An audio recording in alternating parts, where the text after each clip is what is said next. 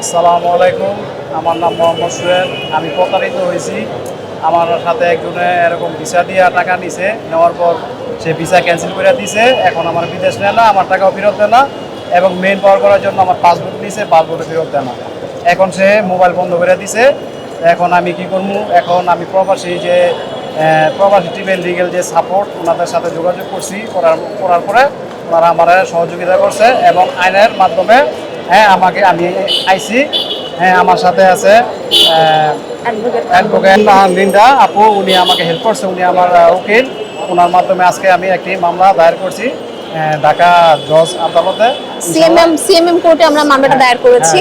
আর আমাদের হচ্ছে এটা মেইন হচ্ছে লিগ্যাল, আমাদের প্রবাসী লিগ্যাল এইড সাপোর্টের মাধ্যমে আমরা কাজগুলো করছি। আমি ওখানে প্যানেল লয়ার, তো যাদের সমস্যা থেকে তারা আসবেন। ভাই বলেন, আরো কিছু বলার থাকলে বলতে পারেন। এখন আর কি বলবো, এখন আইনের সহযোগিতা। আপনি সন্তুষ্ট তো? হ্যাঁ, আমি অনেক সন্তুষ্ট। আমি মামলা করে সন্তুষ্ট, কারণ আমাদের এখন আর কোনো রাস্তা নেই। মামলা ছাড়া আর আইন ছাড়া কোনো রাস্তা নেই। এই জন্য আমি মামলা আইছি। আসসালামু আলাইকুম, আমি অ্যাডভোকেট কামরুন নাহার, ঢাকা জজ কোর্ট।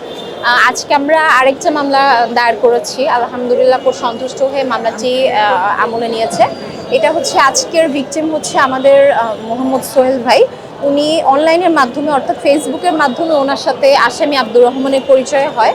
পরিচয় হবার পর আব্দুর রহমান ওনাকে জানায় যে সিঙ্গাপুর বা বিভিন্ন দেশে ওনারা নিয়ে যেতে সাহায্য করেন, অর্থাৎ ওনারা এজেন্ট, বাট ওনারা অনলাইন ভিত্তিক, ওনাদের কোনো অফিস নাই।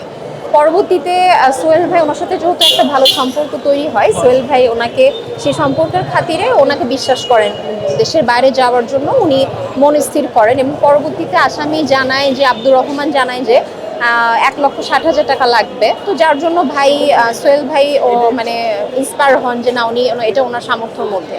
কিন্তু ধাপে ধাপে আসামি এটা আসলে প্রতারণাপূর্বকই তারা করেছে, তখন আমাদের ভিকটিম বুঝতে পারে নাই।